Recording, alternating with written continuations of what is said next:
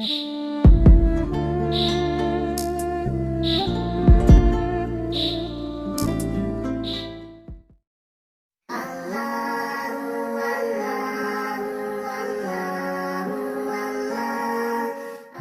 میں رکوع کے بعد اور سجدے سے پہلے سکون سے سیدھا کھڑا ہونا واجب ہے۔ اس حالت کو کوما کہتے ہیں۔ اسی طرح سجدوں کے درمیان سکون سے بیٹھنا بھی واجب ہے۔ اس حالت کو جلسہ کہتے ہیں۔